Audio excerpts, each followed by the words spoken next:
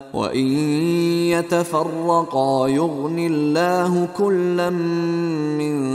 سَعَتِهِ وَكَانَ اللَّهُ وَاسِعًا حَكِيمًا۔ وَإِن يَتَفَرَّقَا،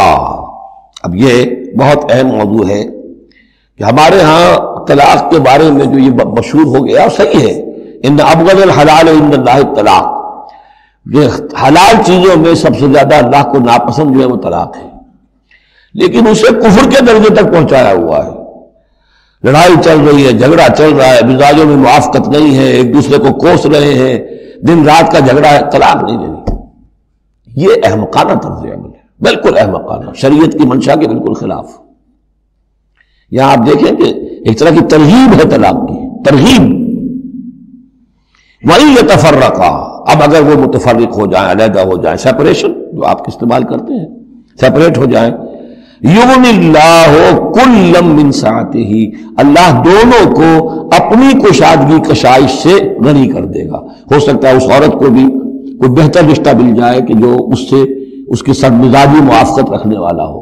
اور اس شوہر کو بھی اللہ تعالیٰ کوئی بہتر بیوی دے دے کہ جس کے اور اس کے درمیان جو ہے مزاج کے اندر موافقت پیدا ہو جائے۔ تو یہ کہ عدم موافقت ہے، لڑتے رہنا ہے، دنگا فساد ہے، لیکن یہ کہ وہ طلاق نہیں دینی ہے، یہ ہندوانہ اثرات ہیں ہم پر نمبر ایک، اور دوسرے عیسائیانہ اثرات ہیں۔ عیسائیت میں بھی طلاق حرام ہے، اس لیے کہ قانون اصل میں شریعت، انجیل میں شریعت اور قانون تو ہے ہی نہیں، لیکن جو حضور نے فرمایا ان ابغض الحلال عند اللہ الطلاق، ایسی ہی کوئی بات حضرت مسیح نے فرمائی کہ طلاق اگر بلا وجہ کوئی شخص طلاق دے دیتا ہے تو یہ ایسا ہی ہے، فرض کیجئے کہ اب وہ عورت جو ہے اس کی وہ بے سہارا رہ گئی، ہو سکتی ہے کہ اس کا آوارہ ہو جائے، تو گویا کہ اب اس کی گناہ کا وبال اس پر ہوگا کہ جس نے اسے طلاق دی ہے، بلا سبب طلاق دی۔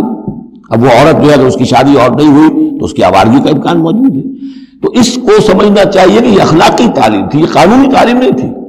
قانونی تعلیم تو ہوئی ہے کہ جو تورات کے اندر ہے، حضور حضرت مسیح فرما کر گئے ہیں کہ یہ نہ سمجھو کہ میں قانون کو ختم کرنے آیا ہوں، موزائک لا جو ہے حضرت موسیٰ کی شریعت وہ تم پر نافذ رہے گی، لاگو رہے گی، عائد رہے گی۔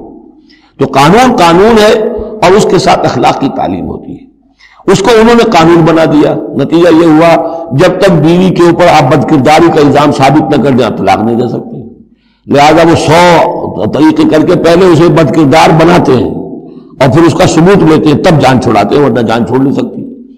تو یہ سارا کا سارا معاملہ جو ہے شریعت کے اندر تو جو صحیح راستے رکھ دیے گئے ہیں ان کو اگر چھوڑا جائے گا تو پھر غلط راستے اختیار کرنے پڑیں گے۔ تو ایک ہندوانہ اثرات جو ہمارا پس منظر ہے، اور ایک جدید تہذیب کے جس پر عیسائیت کا غلبہ ہو گیا تھا، ان کے ہاں کے اثرات کی وجہ سے یہ طلاق کا معاملہ ہمارے ہاں تقریباً کفر بنا دیا لوگوں نے۔ وَإِن يَتَفَرَّقَا يُغْنِ اللَّهُ كُلًّا مِّن سَعَتِهِ، اگر وہ علیحدہ ہو جائیں، نہیں مزاجوں کی موافقت ہو رہی،